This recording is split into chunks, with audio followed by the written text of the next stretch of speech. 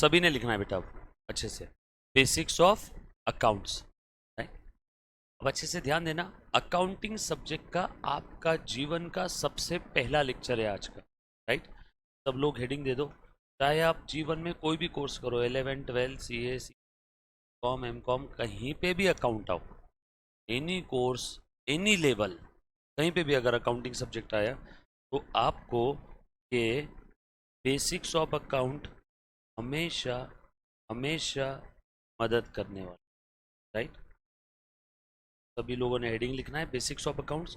आप सभी को क्या ये मालूम है कि अकाउंटिंग का मतलब क्या है आसान भाषा में? शायद कुछ बच्चों ने इसके पहले का एक लेक्चर अटेंड किया होगा तो उनको थोड़ी बहुत 2-4 चीज़ें पता होगी। राइट, हमने देखा था अकाउंटिंग का मतलब आसान भाषा में हिसाब किताब रखना। राइट, इसका हिसाब किताब रखना है फिनेंशियल ट्रांजैक्शन का, है ना? तो जो बच्चों के पास लिखा हुआ नहीं है उन्होंने लिख लेना। लेमन्स लैंग्वेज की बात कर रहा हूँ, टेक्निकल डेफिनेशन नहीं। 11th 12th में आप सभी ने टेक्निकल डेफिनेशन पढ़ लिया है, मैं लेमन्स लैंग्वेज की बात कर रहा हूँ। आसान भाषा में अकाउंटिंग का मतलब होता है हिसाब किताब रखना, बरोबर है? Record financial transaction. मैं अभी बुक कीपिंग अकाउंटिंग किसी की बात नहीं कर रहा हूँ। अगर किसी बच्चे ने 11th 12th में कॉमर्स में पढ़ा होगा तो उसको 2 मिनट के लिए भूल जाना। ऐसा समझ रहा हूँ मैं, यहाँ पे हर एक बच्चे का अकाउंटिंग सब्जेक्ट वो पहली बार पढ़ रहा है जीवन में, फर्स्ट टाइम। आसान भाषा में हिसाब किताब रखना, इसका ऑफ फिनेंशियल ट्रांजैक्शन, इसका हिसाब किताब रख रहे हैं बेटा, फिनेंशियल ट्रांजैक्शन। ट्रांजैक्शन माने क्या? व्यवहार। व्यवहार माने मनी और मनीज वर्थ में, ऑन ईदर साइड कुछ अगर एक्सचेंज हो रहा है तो मनी और मनीज वर्थ में ऑन ईदर साइड कुछ एक्सचेंज हो रहा है। मनी और मनीज वर्थ में ऑन ईदर साइड अगर कुछ एक्सचेंज हो रहा है तो सिनारियो को हम लोग प्यार से क्या बोलते हैं? Financial transaction. If there is an exchange in money और money's worth on either side, means या तो पैसा या पैसे की कीमत में कुछ आ रहा है, या तो पैसा या पैसे की कीमत में कुछ जा रहा है, या तो आ भी रहा है और जा भी रहा है। तीनों का एग्जाम्पल, पैसा या पैसे की कीमत में कुछ आ रहा है। मान लो आपको समझाने के लिए मैंने उधारी में माल परचेज किया, माल, गुड्स, बरोबर है? जिस चीज में मैं डील कर रहा हूँ उसको हम लोग आज के बाद अकाउंटिंग की दुनिया में बोलेंगे माल, या अंग्रेजी में गुड्स। द आइटम, आर्टिकल और things in which business deals. साग भाजी वाले के लिए माल क्या है? सब्जी। ज्वेलरी शॉप वाले के लिए माल यानी गुड्स क्या है? ये gold, silver, ornaments. Computer sales and service वाले के लिए माल क्या है? Computers, pen drive, hard disk, laptops. Yes और नो? Mouse, keyboard. समझ में आए? किराना दुकान वाले के लिए माल क्या है? गेहूँ, चावल, शक्कर, oil, face wash, shampoo. Yes और नो? तो जिस चीज में हम लोग डील कर रहे हैं, जिस चीज में बिजनेस डील कर रहा है, उस चीज को, आर्टिकल को, आइटम को, थिंग को हम लोग आज के बाद क्या बोलेंगे? माल, या GOODS, GOODS, गुड्स। तो अच्छे से ध्यान से सुनना, मैंने उधारी में माल खरीदा, मेरे पास माल आ गया, लेकिन पैसे दिए क्या अभी तक? नो, उधारी में लिया है ना, क्रेडिट बेसिस पे लिया है, ऑन क्रेडिट परचेस किया है, उधारी में खरीदा है, तो पैसे गए? नो, लेकिन माल आ गया? यस। मनी और मनीज वर्थ में इनफ्लो हो गया क्या? पैसा या पैसे की कीमत में माल आया ना, पैसा नहीं आया लेकिन पैसे की कीमत के बराबर का माल आ गया, खेल खत्म, ट्रांजेक्शन है। उधारी में माल बेचा, पैसा है पैसे की कीमत में, चला गया, क्या गया? माल गया, लेकिन उधारी में बेचा है तो अभी तक पैसे नहीं आए, बट आउटफ्लो हो गया क्या? यस, ये भी ट्रांजेक्शन है। या फिर माल खरीदा, पैसे भी दे दिए, इनफ्लो भी हुआ, आउटफ्लो भी हुआ, माल बेचा, पैसे भी आए। ये मैंने एग्जाम्पल लिए, हजारों एग्जाम्पल है ट्रांजेक्शन के। आसान भाषा में मनी और मनीज वर्थ में, पैसा या पैसे की कीमत में ऑन इधर साइड अगर कुछ एक्सचेंज होता है तो उस सिनारियो को हम लोग प्यार से क्या बोलेंगे? Financial transaction. और उस फिनेंशियल ट्रांजैक्शन को हमें क्या करना है? रिकॉर्ड करना है, हिसाब किताब रखना है। इसी को हम लोग प्यार से क्या बोलते हैं? अकाउंटिंग। यस और नो? पक्की बात? आ जाओ। थोड़ा सा आगे बढ़ता हूँ, ध्यान से सुनना बेटा। अब जो कि accounting is the language of business, you have to understand few basic terms. आपको अकाउंटिंग की कुछ बेसिक टर्म्स पता होना जरूरी है। पहले मैं आप लोगों को ये लिख करके दे देता हूँ, बेसिक टर्म्स ऑफ अकाउंटिंग। अच्छा, ये मालूम है क्या सभी को अकाउंटिंग करते क्यों है? वाई, नीड और ऑब्जेक्टिव। बिजनेस में सारे ट्रांजैक्शंस, अब बताओ मुझे, इंसानी दिमाग क्या सारे ट्रांजैक्शन याद करके रख सकता है क्या? रिलायंस में लाखों ट्रांजैक्शन होते होंगे साल के, क्या कोई याद करके रख सकता है क्या? नो, कहीं ना कहीं लिख के रखना पड़ेगा ना। तो पहला objective of an accounting, systematic recording of the transaction, because no one can memorise all thousands of lakhs of such transactions. याद कर सकते हो क्या? नो, कहीं ना कहीं लिख के रखना पड़ेगा ना। 100 बक्का एक लिखा, अच्छा लिख करके रखो, 100 बार बोलने से अच्छा एक बार लिख लो। यस और नो? तो पहला ऑब्जेक्टिव है सिस्टमैटिक रिकॉर्डिंग ऑफ ट्रांजैक्शन। दूसरा, बिजनेस में धंधे में प्रॉफिट हो रहा है कि लॉस हो रहा है कैसे पता चलेगा? बुक्स ऑफ अकाउंट्स यानी अकाउंटिंग करके रखा तो। बिजनेस की औकात यानी फाइनेंशियल पोजीशन कैसे पता चलेगी? अमिताभ बच्चन एक मूवी में बोलता है ना, आज मेरे पास गाड़ी है, बंगला है, कार है, तुम्हारे पास क्या है? तो सामने वाला हीरो बोलता है मेरे पास माँ है ना? एक वो है ना पुरानी पिक्चर जंजीर, शायद अमिताभ की। दीवार है या जंजीर है? दीवार फिल्म। यस और नो?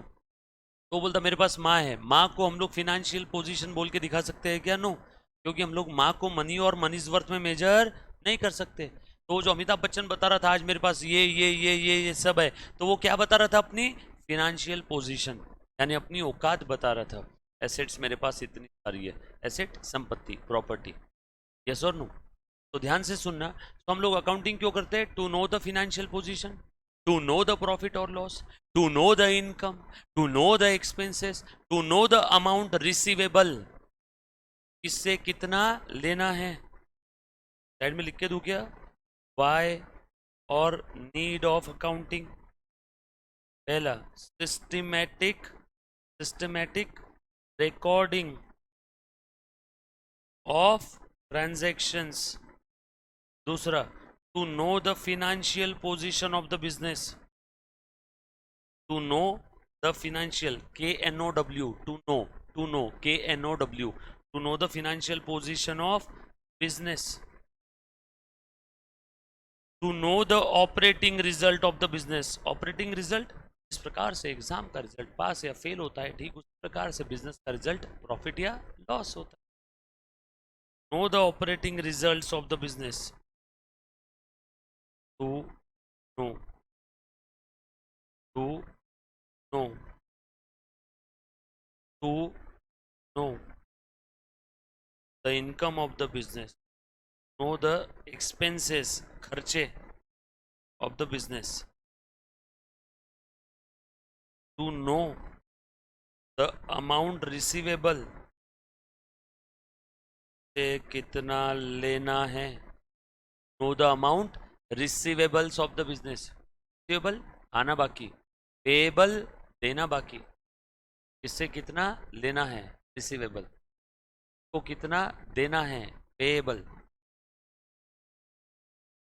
याद थोड़ी रहेगा किन किन लोगों से कितना लेना है, किन किन लोगों को कितना देना है, सब लिख करके रखो। बस ये जो वजह है, इन कारणों की वजह से मैं अकाउंटिंग करता हूँ। अदरवाइज मुझे कोई शौक थोड़ी अकाउंटिंग करने का, मजबूरी, नीड है, ऑब्जेक्टिव है। यस और नो? ये बात समझ में आई सभी को? चले आगे।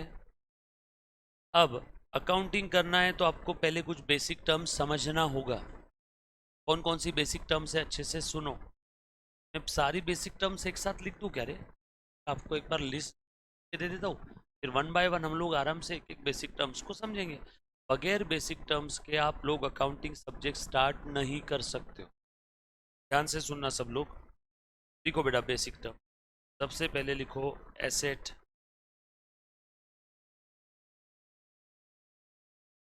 Ability,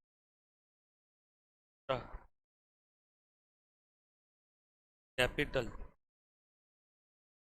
then drawings, then debtors, then creditors,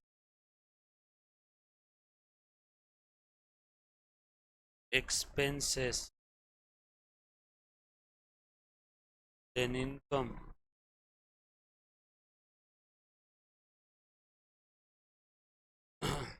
then losses, gains, goods, business,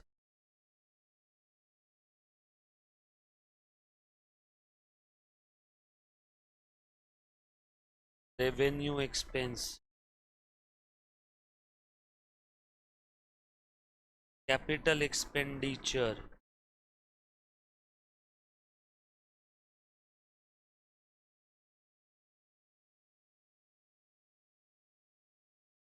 deferred revenue expenditure,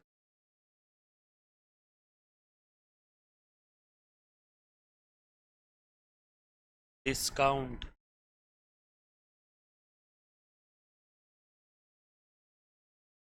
बाद prepaid expense,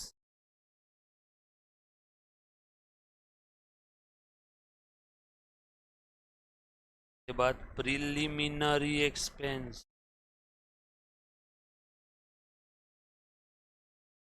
pre-operative expense,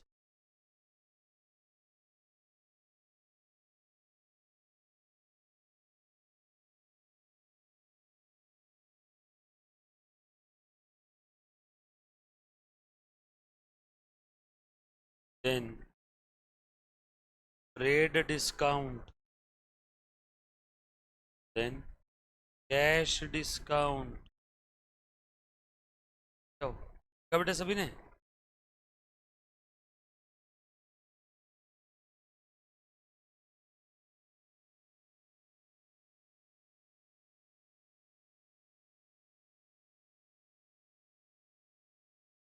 then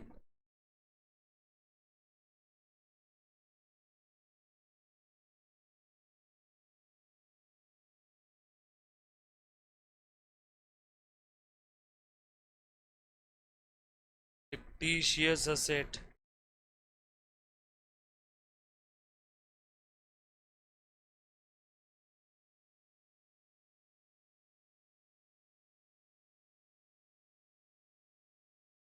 accounting system,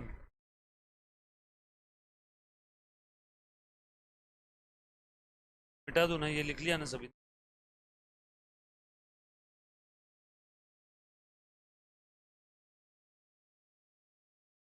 then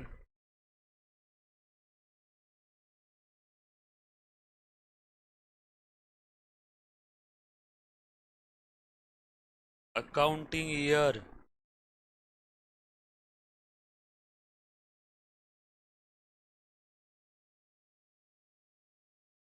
debit,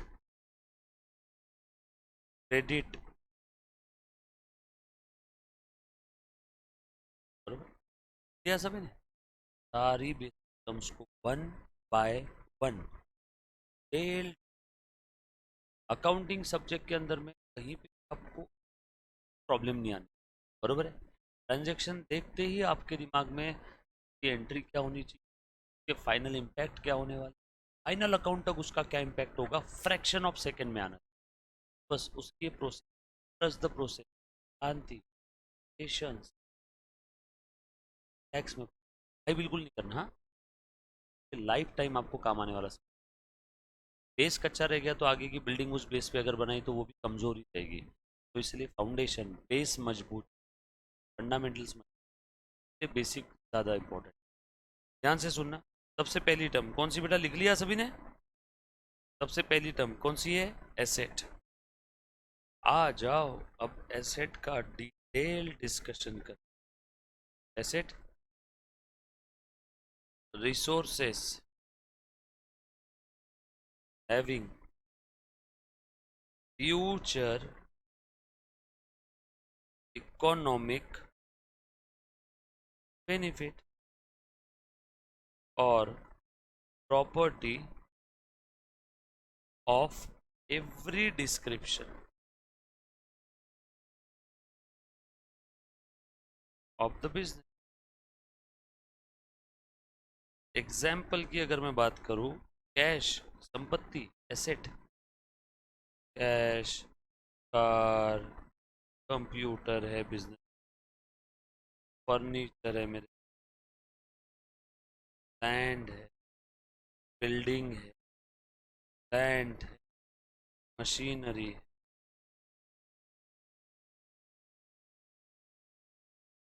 ये सब क्या है मेरे लिए? एसेट। ये सारी एसेट कैसी है? टेंजिबल। सारी एसेट कैसी है? Tangible asset.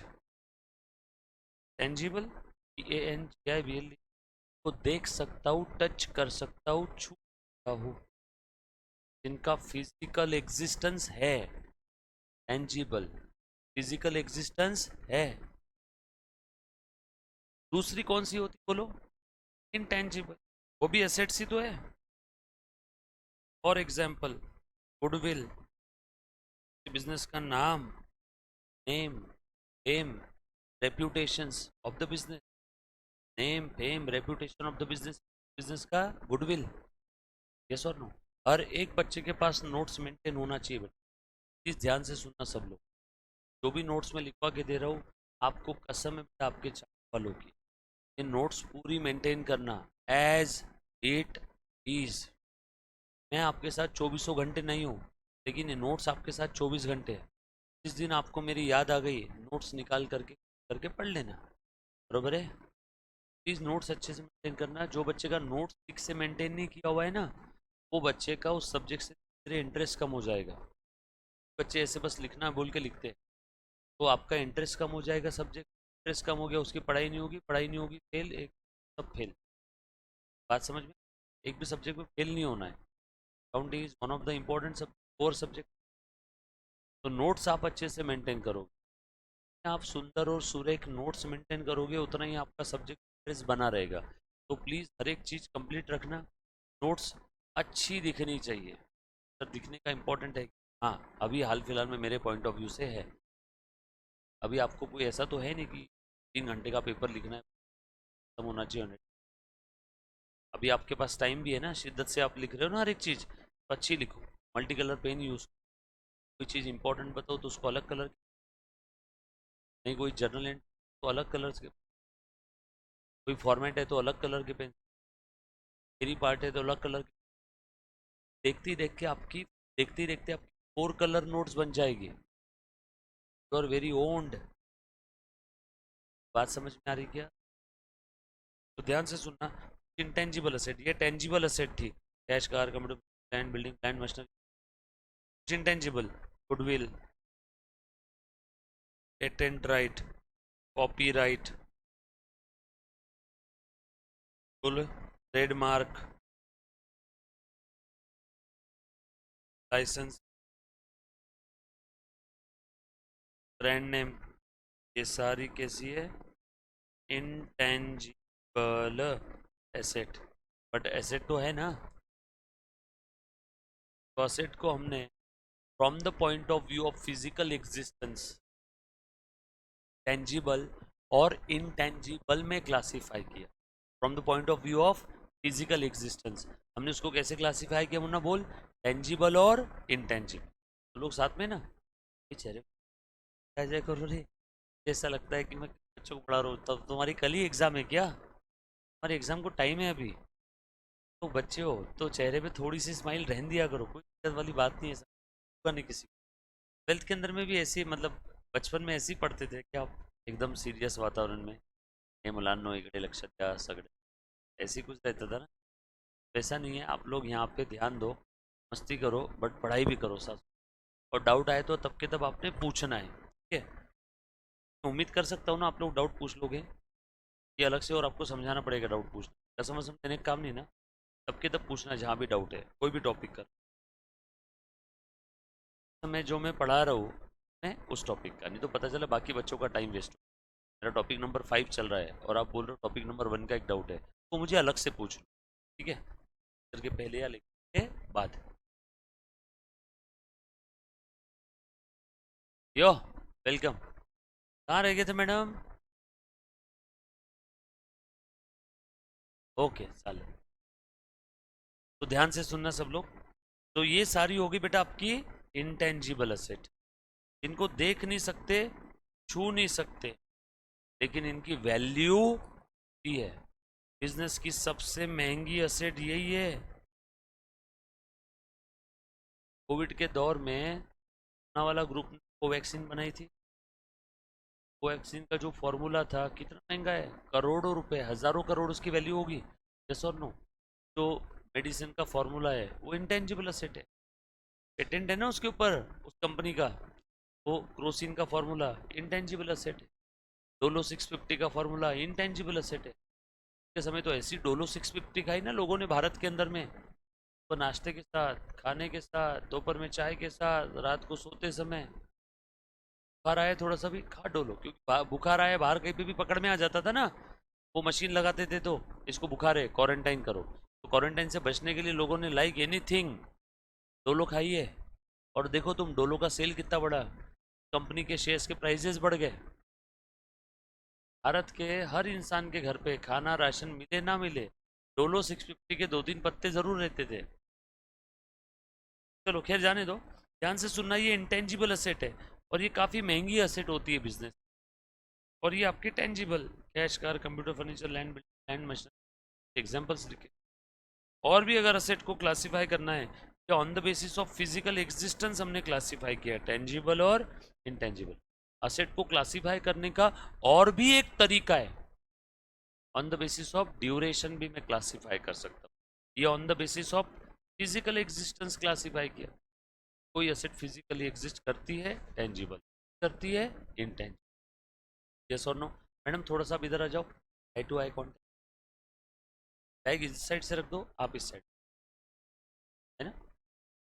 के बाद असेट को और क्लासिफाई कर सकता हूं मैं, asset types on the basis of, यहाँ पे बेसिस क्या है, टेन्योर, ड्यूरेशन, कार्यकाल, समय, यूजफुल लाइफ, भाई साहब। तो इस बेसिस पे भी असेट को क्लासिफाई कर सकता हूँ क्या, बताओ कौन कौन सी कैटेगरी हो सकती है। फिक्स्ड एसेट, और दूसरी कौन सी है, करंट एसेट। जैसे अगर मैं मेरी एसेट की बात करूँ तो ये कंप्यूटर सिस्टम, ये तो इलेक्ट्रिक वायरिंग, फैन, एसी, सब एसेट है मेरे लिए। अगर कंप्यूटर सिस्टम भाड़े का होगा तो फिर मेरी एसेट नहीं।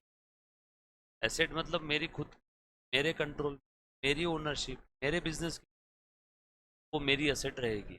बात समझ में आई सभी को? बरोबर है। मैंने किराए से कार लेके आया तो वो कार मेरी बैलेंस शीट में, मेरी एसेट में दिखा सकता हूँ क्या मैं, नो। बात समझ में आ रही? मेरे कंट्रोल, मेरी ओनरशिप का फ्यूचर इकोनॉमिक बेनिफिट मुझे मिलना चाहिए, वो मेरे लिए क्या हो जाएगी, एसेट। तो एसेट आसान भाषा में resources having future economic benefit, और resources under my control, in my ownership, and I am use for my business, तो मेरी क्या हो जाएगी, एसेट। बात समझ में आई सभी को? और प्यार से property of every of the business, हम लोग उसे क्या बोलेंगे, एसेट। क्लियर? एसेट को क्लासिफाई किया टेंजिबल, इंटेंजिबल, फिर से एसेट को क्लासिफाई किया फिक्स्ड और करंट असेट। इसी को लॉन्ग टर्म भी बोल देते हैं, लॉन्ग टर्म असेट। और ये कौन सी है, short term asset. Long term asset ऐसी असेट जो बिजनेस में लंबे समय तक यूज होने वाली है। सर वेट, लंबा समय, generally more than one accounting year, generally more than one accounting year, हो गया long term. Sir long term asset के एग्जांपल दो जरा, भी दे देता हूँ। Land, building, very good, furniture, computer, plant and machinery, बरोबर है क्या, गुडविल। सर क्या बात कर रहे हो, गुडविल फिक्स है लॉन्ग टर्म असेट क्या? हाँ, गुडविल ये फिक्स असेट में आती है। सर हमें तो लगा था फिक्स टेंजिबल असेट ही आती है, like plant machinery, land, building, computer, furniture. Bill भी आती है। बिल ये फिक्स्ड इंटेंजिबल असेट है। कौन सी है बताओ? फिक्स्ड। सर फिक्स वर्ड क्यों बोला? बिल शॉर्ट टर्म नहीं होती है। किसी का नाम शॉर्ट टर्म में नाम होता है क्या? अरे इसका 6 महीने के लिए नाम बना था। नो, नाम बनता है तो लंबे समय के लिए बनता है। तो goodwill is basically name fame reputation of the business. और name fame reputation short term के लिए नहीं होती है। अगर है तो लॉन्ग टर्म, नहीं तो नहीं है। शॉर्ट टर्म वाला है तो गुडविल ही नहीं है फिर वो तो। यस और नो? गुडविल भी क्या रहेगा? Long term. तो फिक्स इंटेंजिबल असेट है goodwill. Patent fix intangible asset. Copyright fix intangible asset. बात समझ में आई? तो ये सारी फिक्स असेट है। फिक्स में कुछ टेंजिबल भी हो सकती है और फिक्स में इंटेंजिबल भी हो। Current asset, cash. और बताओ बेटा, करंट असेट है ना? बोलो बेटा। बिल्स रिसीवेबल बता दो क्या चीज़ है, काफ़ी सारे बच्चों को बिल रिसीवेबल पता नहीं। स्टॉक, अनसोल्ड गुड्स या अनयूज रॉ मटेरियल, बरोबर। डेटर्स, अब जो बच्चों को डेटर के बारे में मालूम नहीं क्या चीज़ है, आगे बेसिक टर्म में आएगा, लेकिन हर वो पार्टी या पर्सन जिससे इन फ्यूचर मुझे मनी और मनीज वर्थ में लेना है, तो वो सब मेरे लिए क्या हो जाएगा? डेटर्स। डेटर्स पार्टी और person from whom amount is receivable. वापस वापस। डेटर इज पार्टी और person from whom amount is receivable. Clear? पक्की बात? चलो आगे। जैसे फॉर एग्जाम्पल मैंने बाहुबली को उधारी में माल बेचा 10,000 रुपए का। Bahubali is my debtor. ये बाहुबली कब देगा रे पैसे? 10,000 रुपये लेना है। बाहुबली बोल रहा है हाँ सब देता हूँ। तो इसका मतलब बाहुबली क्या हो गया? मेरा डेटर। मुझे उससे पैसे लेने हैं। कितने लेने हैं? जो भी लेने हैं। तो हर वो पार्टी या पर्सन जिसे इन फ्यूचर मुझे मनी और मनी जरूरत में लेना है, तो पार्टी या पर्सन मेरे लिए क्या बन जाएगा? डेटर। डेटर भी मेरे लिए असेट है। अरे सर असेट क्यों बोला डेटर को? अरे असेट का मतलब क्या है? मेरी संपत्ति जिससे फ्यूचर में भी इकोनॉमिक बेनिफिट मिलेगा। तो डेटर से पैसे कब आते हैं? फ्यूचर में। फ्यूचर में उससे पैसे आ रहे हैं मतलब मुझे फ्यूचर में इकोनॉमिक बेनिफिट मिलेगा ना। तो डेटर असेट। इस फर्नीचर से भी मुझे कब बेनिफिट कब मिल रहा है? अभी भी मिल रहा है, फ्यूचर में भी मिलेगा। तो फर्नीचर तू भी मेरे लिए असेट। कैश से भी मुझे फ्यूचर इकोनॉमिक बेनिफिट मिलता है। मेरे पास में 2,000 का नोट है, ये नोट मैं कहीं पे भी यूज करूंगा तो मैं उसका बेनिफिट ले सकता हूँ ना। यस, फ्यूचर इकोनॉमिक बेनिफिट है, मेरी प्रॉपर्टी है, मेरे कंट्रोल में। एसेट। तो असेट का मतलब क्या? हर वो रिसोर्स जिससे मुझे फ्यूचर में भी इकोनॉमिक बेनिफिट मिलेगा। और वो फ्यूचर लॉन्ग टर्म है तो वो लॉन्ग टर्म असेट, और वो फ्यूचर शॉर्ट टर्म है तो वो करंट असेट। तो फिर कैश को करंट असेट क्यों बोला? मैं, मेरे पास एक 10 साल पहले की नोट रखी हुई 100 रुपए की, आज भी वो चलेगी ना। तो फिर कैश ये लॉन्ग टर्म असेट क्यों? काफ़ी सारे बच्चों ने पढ़ा होगा। मेरा एक सिंपल सा सवाल है। मेरे पास एक 10 साल पहले की मेरी गर्लफ्रेंड की 100 रुपए की नोट है, और एक हार्ट शेप बना करके ऐसा दिया था, तो इसको संभाल के रखना। मैंने आज तक संभाल के रखा हुआ है। बताओ वो 100 रुपए की जो करेंसी नोट है, क्या वो मेरे लिए फिक्स असेट है क्या? क्यों नहीं? रीजन?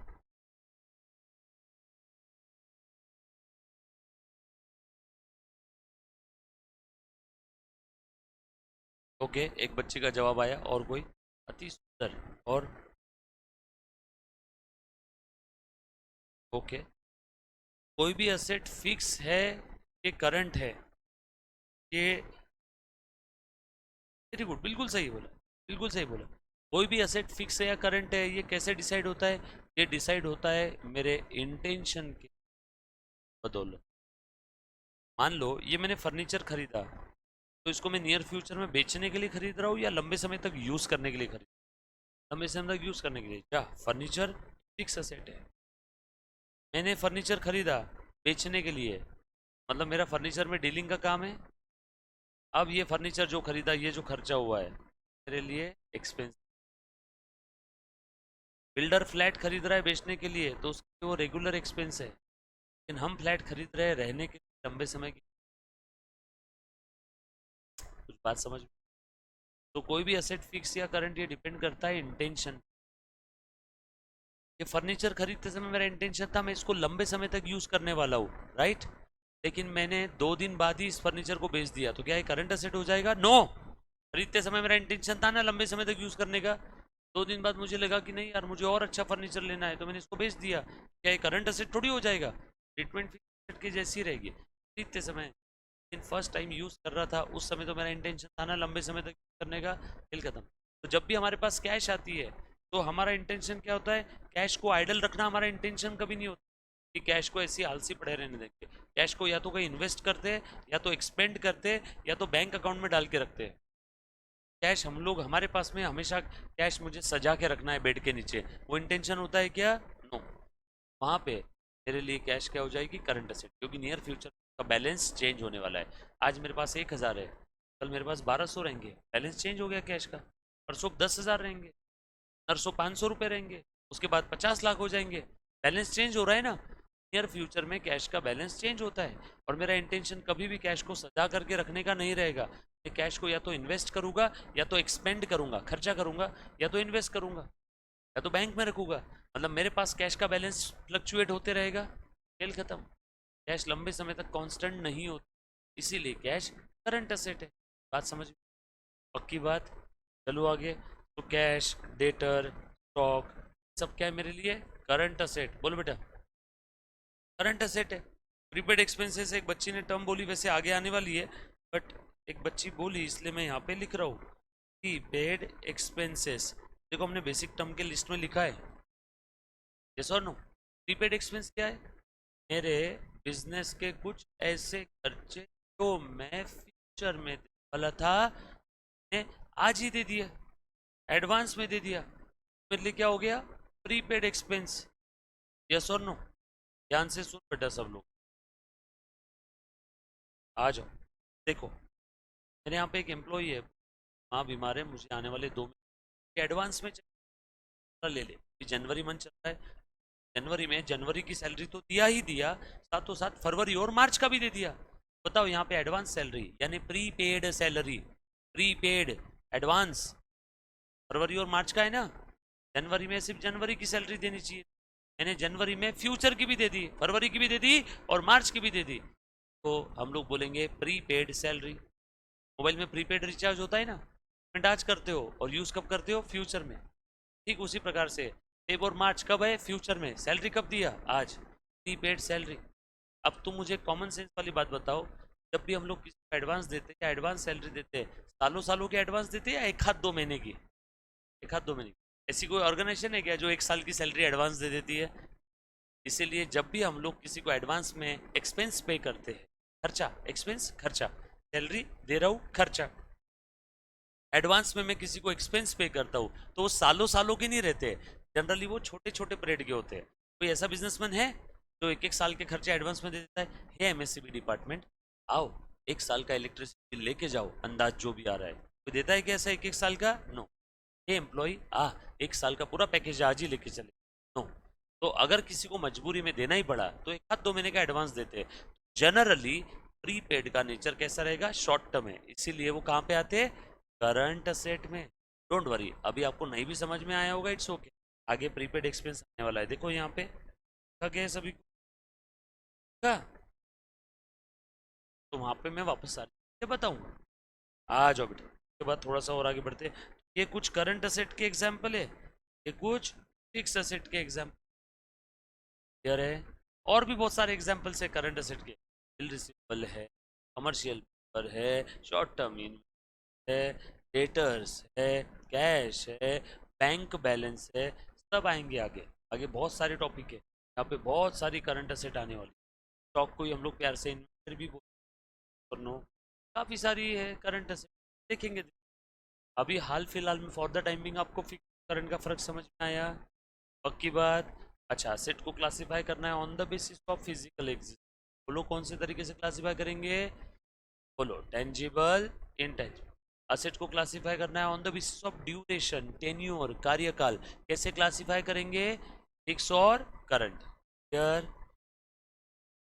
तो एसेट का मतलब अब समझ में आया क्या सभी? ये बताओ, आज के बाद जीवन में कभी एसेट बोलो तो आपको तकलीफ तो नहीं आएगी अब? क्लियर? चलो आगे। एसेट के बाद अगली टर्म, ये बेसिक जितना अच्छे से आपका मजबूत रहेगा ना, उतना ही आप पूरे बिल्डिंग में अकाउंटिंग सब्जेक्ट के अंदर में मास्टर रहोगे, चाणक्य बन जाओगे। बस बेसिक अच्छे से करना है मेरे। बेसिक के अंदर मैं आपको सारी चीज़ें बताऊंगा, सारी मतलब कोई ट्रांजैक्शन रिकॉर्ड करने से लेके फाइनल अकाउंट बनाने तक का पूरा किस्सा।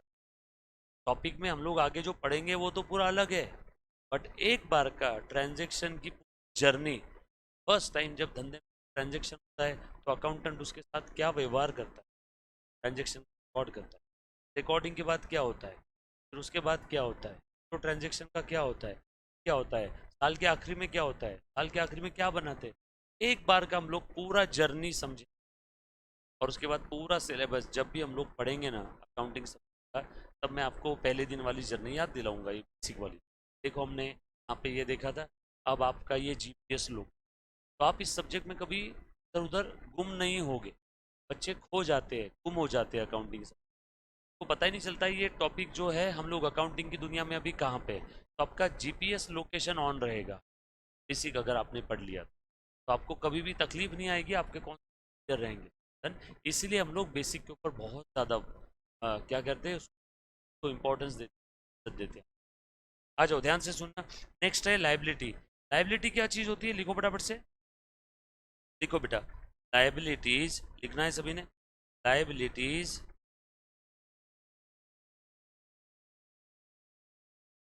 Are the financial obligations. Liabilities are the financial obligations of the business. Liabilities are the financial obligations of the business. ध्यान से सुन, लाइबिलिटीज ये फिनेंशियल ऑब्लिगेशन है बेटा बिजनेस की। यस और नो?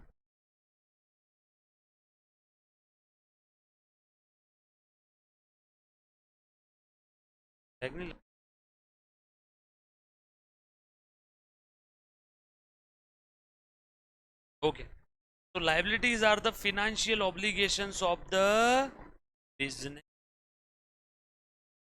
Sir, obligation जिम्मेदारी, रिस्पॉन्सिबिलिटी, कौन सी रिस्पॉन्सिबिलिटी, फिनेंशियल। मैंने इधर उधर रोड पे थूकना नहीं चाहिए, ये मेरी सोशल ऑब्लिगेशन। मैंने मेरे घर पे आए मेहमान का मान सम्मान रखना चाहिए, ऑब्लिगेशन। मैंने सभी की रिस्पेक्ट करनी चाहिए, सोशल ऑब्लिगेशन। मैंने बैंक से लिया हुआ उधार चुकाना चाहिए, फाइनेंशियल ऑब्लिगेशन। ऐसी responsibility we can measure in money और मनीज वर्थ। मैंने भारत के तिरंगे का मान रखना चाहिए, इसको मनी और मनीज वर्थ में मेजर कर सकते हैं क्या? No, social obligation. मैंने बैंक से लोन लिया 10 लाख का, वापस देना पड़ेगा, फिनेंशियल ऑब्लिगेशन है। तो यहाँ पे liabilities are the financial obligations of the business. मैंने किसी से पैसे उधार लिए, लाइबिलिटी। बैंक से लोन लिया, लाइबिलिटी। इस बच्ची को 500 रुपये देने, लाइबिलिटी। समझ में आ रही बेटे बात सभी को? Liabilities are the financial obligation of the business.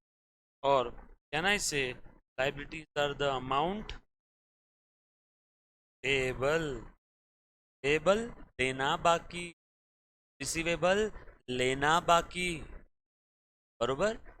तो liabilities are the amount payable by the business. हमारे बिजनेस है तो देंगे हम लोग to third party. Amount payable by the business को थर्ड पार्टी किसी को देना है, अलावा जो भी पार्टी है उसको पैसे देना, मनी और मनी देना है। सैलरी पेएबल, एम्प्लॉय को सैलरी देना बाकी, लाइबिलिटी। लोन लिया, लोन वापस चुकाना पड़ेगा, लाइबिलिटी। किसी से पैसे उधार लिए, वापस देना होगा, लाइबिलिटी। बात समझ में आ रही है कि सब? एग्जाम्पल लिखो मुन्ना इसके। Loan, second liability, any amount payable, एक किस, any amount payable is your liability. Money और मनीज वर्थ में हमें किसी को देना है, बस वो सब क्या है, मेरी लाइबिलिटी। आप सभी को मेरे घर पे खाना खाने के लिए बुलाया, तो घर पे आ गए, मैंने बोला मैं नहीं खिला रहा, जाओ सब लोग अपने अपने घर पे। अब बताओ ये लाइबिलिटी कौन सी थी, या फिनेंशियल, सोशल? मैंने बुलाया तो मैंने खिलाना चाहिए, आपका उतना एक मान सम्मान रखना चाहिए। सोशल ऑब्लिगेशन, मेरी फिनेंशियल ऑब्लिगेशन थी क्या? No. बात समझ में? लेकिन मैं किसी होटल में गया और होटल वाले को मैंने पैसे दे दिए खाने के और खाना ही नहीं दिया, वो है उसकी फिनेंशियल ऑब्लिगेशन। मेरे दिए हुए पैसे वापस करना होगा, ये उसकी क्या है? ऑब्लिगेशन। वो पैसे वापस करेगा, ये उसकी क्या है? Obligation, financial.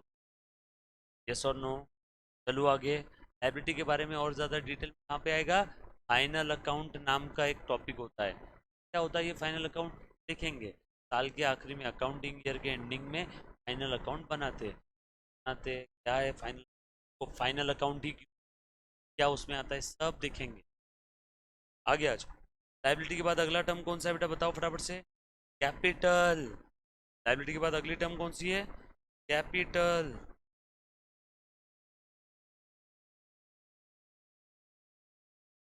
बोलो बेटा, कैपिटल बेसिकली क्या है? बोलो बोलो, एनीबॉडी? कैपिटल लायबिलिटी और कोई?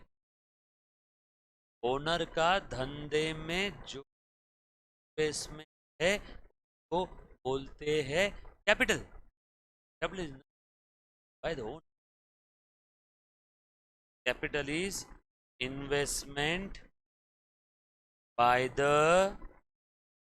Owner in the business. जो बच्चों को समझा नहीं अभी बता दो बेटा, चिंता मत करना। Investment by the owner in the business, तो मतलब, अरे बाबा, मैंने सोचा मस्त घर में प्रेस्टीज के बाहर एक पानी पूरी का ठेला लगाना है, और कन्याएं आएंगी, पानी पूरी खाएगी, पैसे लूँगा, उनके पास होते नहीं तो उनको बोलूंगा, मैडम कल दूंगा पैसे, देखो पानी पूरी के पैसे भी बहुत मिल जाएंगे, और बाद में रेट बढ़ा देंगे। और लड़के भी उनके साथ आते हैं तो लड़के भावताव नहीं करते, फिर रेट और बढ़ा देंगे। यस और नो? क्योंकि लड़का भावताव करता है कि लड़की के साथ पानी पूरी खाने गया।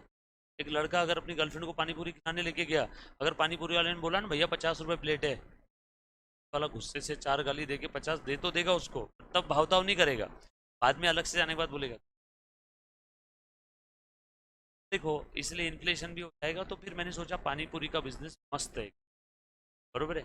और लड़की आई तो पीछे लड़के आएंगे ही आएंगे, तो सेल डबल, प्रॉफिट भी डबल। तो उस बिजनेस के लिए मैंने एक ठेला लेके आया, पता है क्या सभी को? ये ठेला लेके आया मैंने ₹5000 का। तब ये बर्तन लेके आए रखने के, बरोबर है। ये बर्तन थे सारे 3000 रुपये। फिर कैश बॉक्स में कुछ कैश रखी मैंने, अरे छुट्टा देने के लिए। अब सब अमीर लोग आएंगे, 500 की नोट देंगे, 20 की पानी पूरी खाएंगे, छुट्टा देना पड़ेगा कि नहीं? तो मैंने मेरे पास कैश रख ली इसमें 2000 रुपये, और कुछ माल मटेरियल लेके आ गया, पानी, आलू, मिर्ची, क्या आया आपको समझाने के लिए, 2000 रुपये। और आज बिजनेस स्टार्ट कर, ये पानी पूरी वाला दिया, पानी पूरी। यस और नो? और मैंने चालू कर दी। बताओ इस धंधे के लिए मुझे कितना इन्वेस्टमेंट करना पड़ा? 2 और 5 7 और 2 9 और 3 12, खेल खत्म। My capital is investment by the owner. Investment by the owner कितना हुआ? 12। बात समझ में? आगे मैंने सोचा कि यार अब बहुत पैसे, अब वहीं पानी पूरी ठेले पे नहीं, अब वहीं दुकान खरीदने के लिए मेरे जेब से पैसे लगाए, और जेब से, बिजनेस के पैसे नहीं, जेब से और लगाए। 5 साल का समय, बहुत फेमस। अब मैंने वहाँ पे पक्की दुकान खरीदी, और ये पानी पूरी काउंटर लगा, दुकान खरीदी 10 लाख रुपए की। ये भी क्या हो गया मेरे लिए? कैपिटल। ओनर ने पैसे दिए ना दुकान खरीदने के लिए, बिजनेस के अंदर में इतने पैसे ओनर ने पर्सनल अपने जेब से पैसे दिए। तो अब कैपिटल कितना हो गया? पुराना 12, 10, और सर ड्यूरिंग द पीरियड में भी और कैपिटल बढ़ा होगा तो बढ़ा होगा, तो बढ़ा होगा, ऐसा समझो ड्यूरिंग द पीरियड कुछ बढ़ा ही नहीं है, डायरेक्टली कब बढ़ रहा है? 5 साल बाद। तो अब टोटल कैपिटल कितना हो गया? पुराना 12 और ये 10, नाउ 10 लाख 12,000। बात समझ में आई क्या? 10,12,000। तो second, invest bye the owner the business. अब ओनर ने बिजनेस में चाहे कैश लाया हो, मनी, चाहे मनीज वर्थ में कुछ भी लाया हो, तो investment by the owner in the business is called as capital of the business. Such investment may be in the money और मनीज वर्थ। इन्वेस्टमेंट मनी और मनीज वर्थ में कैसे भी हो सकती है, पैसा या पैसे की कीमत। बात समझ में आ रही सभी? यस और नो? चलो आगे बेटा, पक्का? तो अब ध्यान से सुनना। अब ये ओनर ने आज बिजनेस के अंदर पैसे लगाए, इस इन्वेस्टमेंट को क्या बोलते हैं? कैपिटल। जिस दिन फ्यूचर में बंद होगा, तब ये बिजनेस ये वाला कैपिटल रिटर्न करेगा ना। इन फ्यूचर धंधा जब भी बंद होगा, तो ओनर से जो बिजनेस में पैसे आए थे, कैपिटल आया था, वापस तो करना पड़ेगा ना। बिजनेस ने आज पैसे ले लिए, ऐसा समझ, पर्सन है मेरी आपकी तरफ। आज बिजनेस ने ओनर से पैसे ले लिए, बिजनेस में कैपिटल आ गया। अब ये कैपिटल आज नहीं तो कल, जिस दिन धंधा बंद होगा उस दिन ओनर को लौटाना होगा कि नहीं? हर वो चीज में लौटानी पड़ती है उस लाइबिलिटी। दैट्स वाई कैपिटल को हम लोग लाइबिलिटी में भी क्लासीफाई करते हैं। कैपिटल को हम लोग कहाँ पे क्लासीफाई करते हैं? लाइबिलिटीज में। That's why capital is one of the example of liability. क्योंकि आज ओनर धंधे में पैसा लगाया, कैपिटल बढ़ गया, धंधा बंद होगा उस दिन से ओनर को पैसा वापस आएगा क्या? धंधा बंद होगा उस दिन बिजनेस को सारा पैसा रिटर्न करना होगा, किसको? को ओनर को। और हर वो चीज़ जो फ्यूचर रिटर्न करनी पड़ती है, क्या है? लाइबिलिटी। बिजनेस के लिए क्या है? लाइबिलिटी। इसीलिए कैपिटल लाइबिलिटी में भी हम लोग क्लासीफाई कर देते हैं। बात समझ में? All set? डन? डाउट, समस्या, आपत्ति? बोलो ना। क्या आज के आप बताओ। Guys love you all, take care, bye.